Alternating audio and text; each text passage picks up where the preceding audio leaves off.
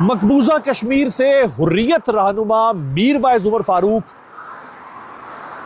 ये आवाजें कहां से परे आती थी? आजाद कश्मीर से, पाकिस्तान से आती थी मकबूजा कश्मीर के बारे में कि मोदी वहां पर ये कर रहे हैं। मोदी जी को भी समझाने की कोशिश की थी, लेकिन मोदी जी का मुझे नहीं समझ आ रही कि आखिर उनकी इतनी छोटी सी बात उनकी समझ में क्यों नहीं आ रही। अखंड भारत भी वापस हासिल कर लेंगे। So there are all of these rough things. ऐसा कोई, for example prime minister Modi 12 साल से बचपन से हमें पढ़ाया गया, हमारे घर में बताया गया, हमारे सिलेबस में पाकिस्तानियों के, पंजाबियों के है, कश्मीर के लिए हमने जिहाद करना है, हमने लड़ना, हमने उनके हकूक़ के लिए खड़ा होना है।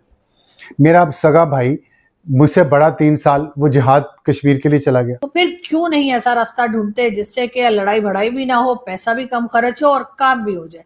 वो जिसे कहते हैं ना, अमेरिकन ने कहा कि पाकिस्तान के साथ ताल्लुकात ठीक करो, तो they want to have a dialogue which the government does not want to do. तो इस वक्त की तलात ये है कि वहां पर नमाज फजर के दौरान लाइटें बंद करके रावलाकोट में अंधाधुंध फायरिंग की जा रही है।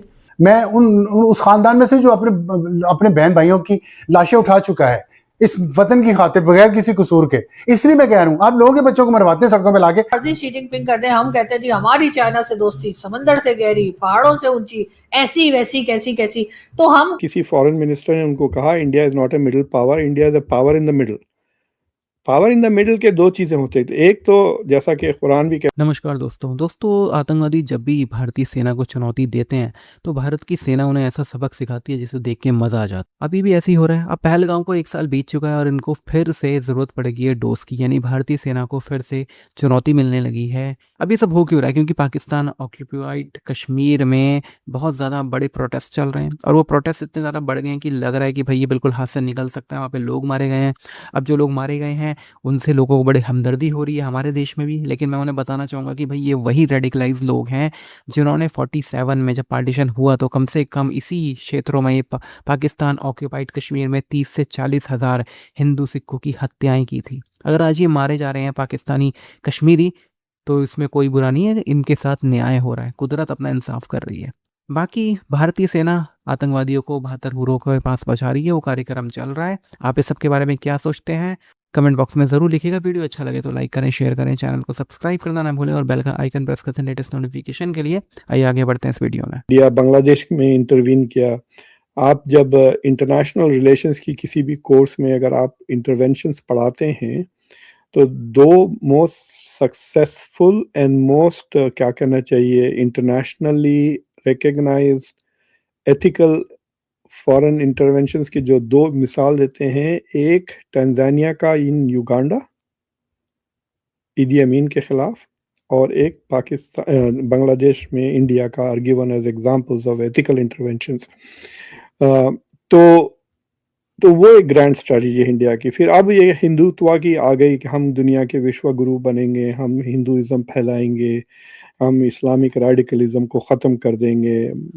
द क्रूड वर्जन इज हम इस्लाम को ख़त्म कर देंगे ज़मीन पे से।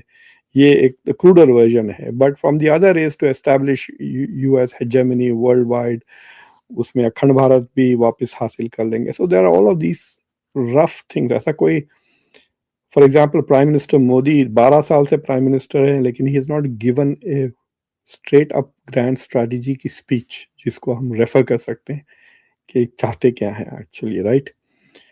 सो अब देखिए, आप आरएसएस के बंदे यहाँ के गए, वो उनके बारे में लिखा भी, मैं हौस बोले। फिर अब उन्होंने कहा कि हम उनके ऊपर अमेरिकन ने कहा कि पाकिस्तान के साथ ताल्लुकात ठीक करो, तो they want to have a dialogue which the government does not want to do. तो they want to avoid the US, avoid China. फंसे हुए हैं कि दे रियलाइज के इस सेंचुरी में तो हम ओवरटेक नहीं कर सकते यूएस और चाइना को मिलिटरीली एंड अदरवाइज। इकोनॉमी में कैचअप कर लें तो भी क्या होगा। देखिए, बर्तानिया और India are the same size economies now, लेकिन किसके पास इमिग्रेशन का प्रॉब्लम है? इंडिया तो नहीं आ रहे ना लोग अब तो। So there is a difference there. Even though England is has been country, it is economically 50,000 के करीब पर कैपिटा है, plus it is a permanent member of the UN security council तो है। लेकिन उन्होंने जो जवाब दिया, इट वाज मतलब फ्लिपेंट, जो लफ्ज है ना इंग्लिश में फ्लिपेंट जवाब था।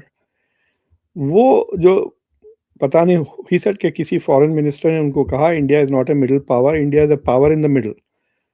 पावर इन द मिडिल के दो चीज़ें होती है, एक तो जैसा कि कुरान भी कहती है उम्मतुल वसत, मुसलमानों को we are a middle nation. तो मिडिल नेशन का मतलब, उम्मतुल वसत का मतलब ये है कि आप you are neither on this extreme nor on that extreme, you are in the middle, moderate nation है आप। But what does he mean by saying we are middle power, कि आप ना तो चाइना के खिलाफ हो ना तो अमेरिका के खिलाफ हो, आप बीच में हो, नॉन अलाइंड हो, यही कह रहा है। Is that what he is saying, that you are a non aligned power? हालांकि ये तो हम मल्टी अलाइंड कहते हैं, which means you can't be in the middle, you are everywhere. Multi-aligned means you are everywhere. Non-aligned means you are nowhere. तो ये कह रहे हैं, जयशंकर का जवाब था कि no we have the capacity to go beyond that. तो आप वो बताएं स्क्रीनशॉट जो मैं आपको भिजाया, तो उसमें हायरार्की ऑफ पावर्स हैं। तो हाँ, अगर आप देखें तो सुपर पावर है, सुपर पावर वो पावर हो सकता है जिसमें काबिलियत है कि वो अकेले ही दुनिया का ग्लोबल स्ट्रक्चर को चेंज कर सके। तो आई डोंट थिंक कि Soviet Union was ever A super power, it was a global power but not a super power, क्योंकि अमेरिका ने बनाया है मॉडर्न लिबरल ऑर्डर, और जिस वक्त अमेरिका ने मॉडर्न लिबरल ऑर्डर बनाया है उस वक्त सोवियत यूनियन था। तो अमेरिका ने सोवियत यूनियन को खत्म करते हुए भी liberal order, so the US was I think the only super power since 1945 till now, जो 1991 से यूनिपोलैरिटी एंजॉय किया, but there was bipolarity in the system, but the US was a super power. I don't think the Soviet Union was ever a super power. उसके नीचे जो category आती है वो global power की होती है। ग्लोबल पावर वो पावर है जो अपने खित्ते में तो डोमिनेंट है ही, लेकिन कोई दूसरे रीजन में भी वो इन्फ्लुएंस कर सकता है। That was the Soviet Union, it was a global power. जैसा China is a global power, China अपने एरिया में डोमिनेट कर सकता है और एक दो रीजन्स में वो इन्फ्लुएंस बढ़ा सकता है। It has not reached the super power status जो यूएस एंजॉय करता है। देखिए जो यूएस, देखिए आप फौजें इधर जहां वहां भेज रहा है, इसको अटैक उसको अटैक, कोई कुछ नहीं कर सक रहा। अभी they are planning to go into Cuba now. so that is middle power. वो होता है जो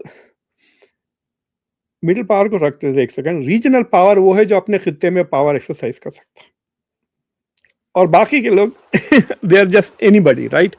तो रीजनल पावर वो है जो अपने एरिया में इन्फ्लुएंस। अगर आप साउथ एशिया को ले तो आप कह सकते हैं कि both India and Pakistan are regional powers because they can influence the region, but Sri Lanka is not a regional power.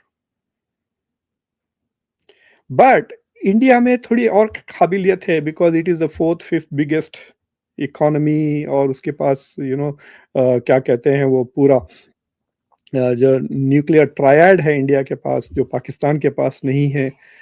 So they have the second strike capability from under water submarine, जो सिर्फ इंडिया के पास है। Plus India has IT economy में technology. Modi ji को भी समझाने की कोशिश की थी, लेकिन मोदी जी का मुझे नहीं समझ आ रही कि आखिर उनकी इतनी छोटी सी बात उनकी समझ में क्यों नहीं आ रही। कितने ही बिलियन डॉलर्स हैं जो आप जंगों पे लगाते हैं, कितने ही आपके जो है दोनों तरफ जिससे भी आप लड़ते हैं, खासतौर पे पाकिस्तान से, तो दोनों का नुकसान भी होता है, कितने दिन नाराजगी भी रहती है, हम एक दूसरे से अलग भी नहीं हो सकते इसलिए कि बॉर्डर लगे हुए हैं, तो साथ तो रहना ही पड़ेगा। ऐसा तो हो नहीं सकता कि आप भारत को उठा के कहीं ले जाएंगे या हम पाकिस्तान को उठा के कहीं यूरोप में रख देंगे, साथ में रहना है। तो फिर क्यों नहीं ऐसा रास्ता ढूंढते जिससे कि लड़ाई भड़ाई भी ना हो, पैसा भी कम खर्च हो और काम भी हो जाए। वो जिसे कहते हैं ना, सांप भी मर जाए और लाठी भी ना टूटे, नहीं सॉरी, इस तरह का मेरे ख्याल मुहावरा नहीं बोलना चाहिए, लेकिन खैर सीधी सी बात है, यहाँ पर भी कोई इन्वेस्टमेंट कर दीजिए, यहाँ पर भी कह दीजिए कि जी आप कुछ यूनिवर्सिटी बना देंगे, या खैर पढ़ने लिखने का हमें शौक नहीं है तो यूनिवर्सिटी रहने ही दीजिए, कोई यहाँ पे कोई कुछ और खाने पीने का कुछ खोल दीजिए, या कोई फैक्ट्री लगा दीजिए, कोई और इन्वेस्टमेंट कर दीजिए, तो उससे $1-1.5 बिलियन की इन्वेस्टमेंट आप यहाँ कर देंगे, आपका कुछ खास जाएगा नहीं, लेकिन अमन हो जाएगा और एक दूसरे से जो लड़ने भड़ने का हमने सिलसिला शुरू कर रखा है वो भी थम जाएगा। लेकिन आप देख लीजिए, क्या कभी हम सऊदीया से लड़ते हैं? हालांकि सऊदीया जो है वो हमें कई बार जो है, आपको पता ही है कि कैसी कैसी बातें भी MBS सुना देते हैं। क्या हम कभी UAE से लड़े? UAE ने पैसा दिया था लेकिन वापस ले लिया, कोई बात नहीं, हम ऐसा करके वापस ले लेंगे। क्या कोई और ऐसी कंट्री, चाइना को देख लीजिए, हम चाइना को कुछ कहते हैं? चाइना में मुसलमानों के साथ जो मर्जी हो रहा हो, उनका नाम नहीं रखने दिया जाए मोहम्मद, चाहे उनकी मस्जिदों को तोड़ के टॉयलेट बना दें, चाहे जो मर्जी शी जिनपिंग कर दें, हम कहते हैं जी हमारी चाइना से दोस्ती समंदर से गहरी, पहाड़ों से ऊंची, ऐसी वैसी कैसी कैसी। तो हम क्या कुछ कहते हैं। तो आप उसकी रीजन क्या? उसकी रीजन यही है कि शी जिनपिंग ने यहाँ पे पैसा लगा रखा है और ये और बातें, वो पैसा खा पी के हमने बराबर कर दिया है और प्रोजेक्ट जो है वो कंप्लीट होने का नाम ही नहीं ले रहा।